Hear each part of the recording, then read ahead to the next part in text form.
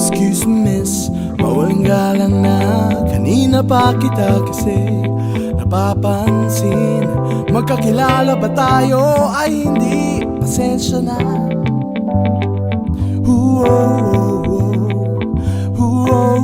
Paru-paru. Excuse me miss, ako ulit, nangungulit lang po. Yeah, ang ganda mo palang tumawa. Pwede bang magpakilala? Magpakilala sa'yo. Huwag kang matakot sa'kin, hindi ako multo. Kung ayaw mo, okay lang, pasuyo na lang ng bayad ko. Bayad ko. Sugod na, konti na lang at andar ng ating jeepney. Sandaang tao ang nakasakay, tila galit at naniniksik pa.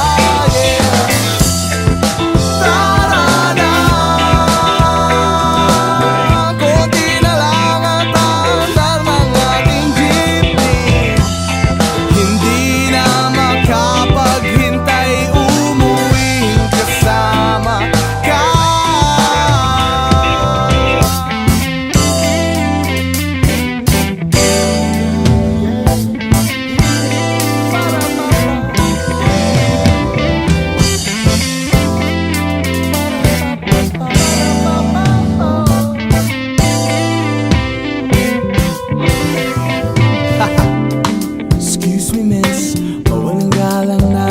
Kanina pa kita kasi napapansin. Magkakilala ba tayo? Ay hindi pasensya na.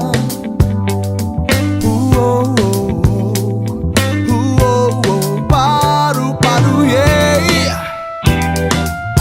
Huwag kang matakot sa'kin, hindi ako multo. Kung ayaw mo, okay lang, pasuyo na lang ng bayad ko.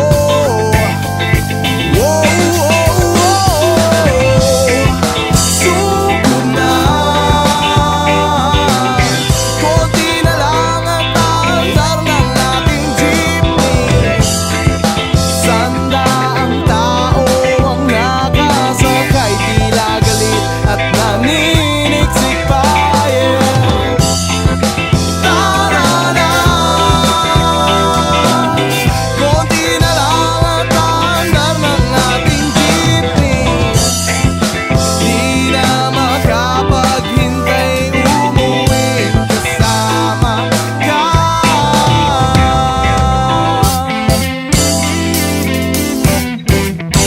This is June of the June Show, and right now we have an episode featuring the Sarao Jeepney, the moving icon of the Philippines. Right now we are here in the manufacturing plant of the Sarao Motors, and we have with us the son, the second generation of the Sarao family who started all of this.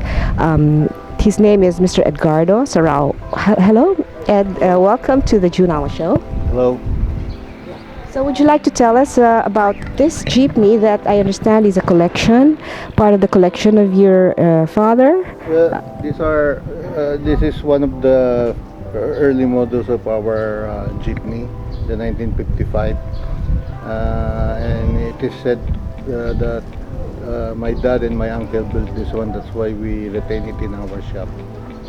Then it was recently restored, so people can view how it was before jeepney, how it looked like. So tell me, it looks typically, like a jeepney, really, but it's not exactly like the jeepneys we see in the streets. Well, So, for one thing, it's a cross between the 1950s automobile, the Studebaker, the Chevy. You can see the distinguished tail fin fender and the rounded front fender. okay, but do you intend to put the different colorful paintings that is usually the trait of a Sarao jeepney? Yeah, well, if the customers prepare the colorful and brightly jeepneys, we can also do that. Yeah, because I think that's the secret that made the Sarao jeepney the popular mode of transportation, and it has evolved to become the Philippine icon of our culture. Yeah. The artworks became a standout for every jeepney, and no two jeepneys are lookalike. Is this you were saying that during the Miss Universe pageant of the time of Amparo Munoz of Miss Spain, and Imelda Marcos has contracted you to come out with the jeepney for each of the contestants. Yeah. So can you tell us about it? Well, during the 1970s Miss Universe, we provided about just about the same how many candidates they have. We provided each and every candidate a jeepney, which is colorful and different in design. So did you incorporate a bit of their country's flag or culture into the look of the jeepney? Our artwork, their traditional design, their details. Wow, so I'm sure each jeepney is a masterpiece because you say that it's a work of art for every jeepney. Yeah. Yeah. So what about the Pope? When Pope John Paul was also visiting the country, I understand you also made his Pope Mobile, right? Yeah, actually the first Pope Jeepney was it came from our shop. That was 1981 when he visited our country, and they need a special vehicle to be used in his motorcade in Baguio and other parts of the Philippines. Oh, that's cool. So yeah, I'm sure you made it like a bulletproof air-conditioned thing. No, those days it's still simple, and it's just an ordinary. Actually, it's a special vehicle, but there is no bulletproof design for the Jeep in those days, because it's life then was simple. I see. Okay, so as your son Jackie has already come in to help you, and you said that because of the new blood, you're infusing also some new ideas out of it.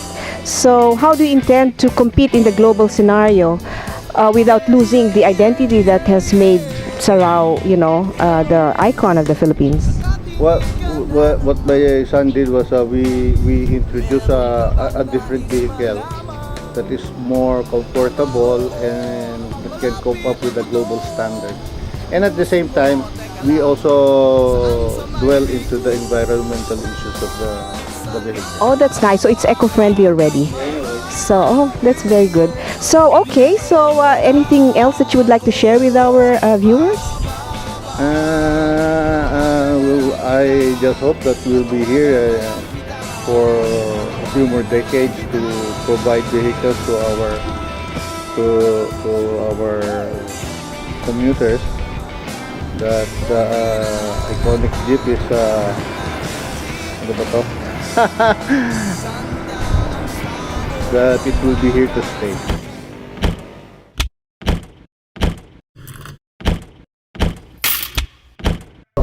Alright, so as you can see, this is the 2015 Sarao Prototype 1. It's basically an improvement of the jeepney that we use every day. This is our modern iteration for the jeepney. So it's basically bigger, more modern, and also reflects a lot of design improvements on ergonomics. And then, as you can see, it has a higher roof line. It can house about 6 feet people who are 6 feet tall. And then main capacity it has 14. This version has the forward-facing seats in front. So basically it has 4 here and then 10 at the back. And then that's the cockpit. It has a very modern dashboard because what we're trying to do here is a very useful design. Dashboard can serve as a table, and then very, big legroom, headroom. And then going at the back, we moved the spare tire here instead of the one on the side. And then it features a really sturdy, like an RD type design, to carry this big tire. And then here, just open the door. With olden Jeeps, this is the main entrance. With this version, this is the fire exit. So let me take you to the main entrance, which is here on the side. Now, we moved the entrance here because it's safer. It's to be like a bus, when you depart from this side, you go straight to the sidewalk. And as you enter, you will have, as I've said, 6 feet of headroom. And then a really wide aisle. No signs of, discomfort and etc. So basically, I have all the room that I need and the holding bars right here.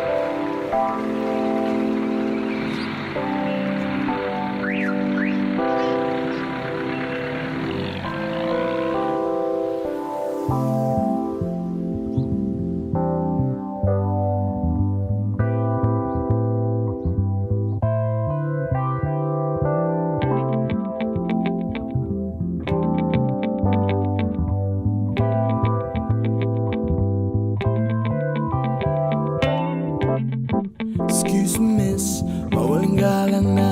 Kanina pa kita kasi napapansin. Magkakilala ba tayo? Ay hindi, pasensya na.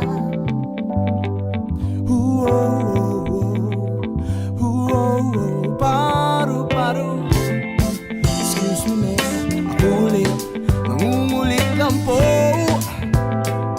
Yeah, ang ganda mo palang tumawa. Pwede bang magpakilala? Magpakilala sa'yo. Huwag kang matakot sa'kin, hindi ako multo. Kung ayaw mo, okay lang, pasuyo na lang ng bayad ko.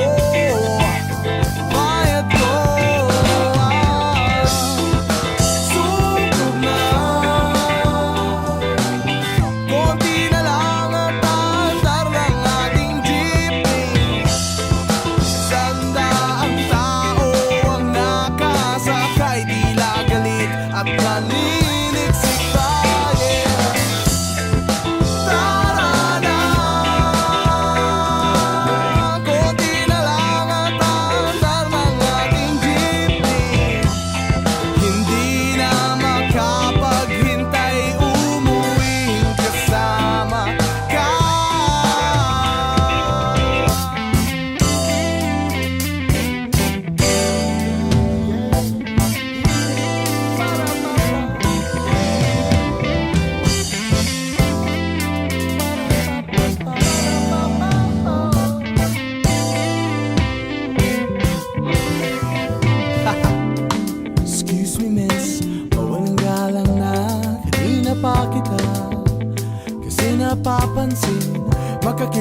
ba tayo ay Okay, so thank you, Ed Sarao. And that's it, folks. We hope you enjoyed the interview with the icon of the Philippine culture, which is the descendants of the Sarao family, Mr. Ed Sarao and his son, Jackie Sarao.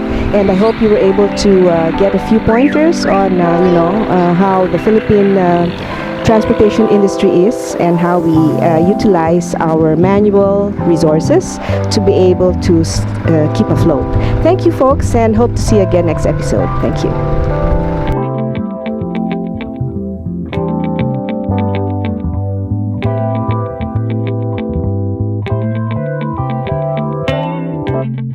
Excuse me miss, mawalang galang na.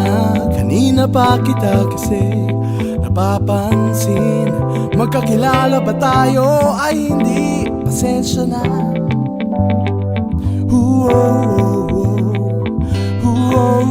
Paru-paru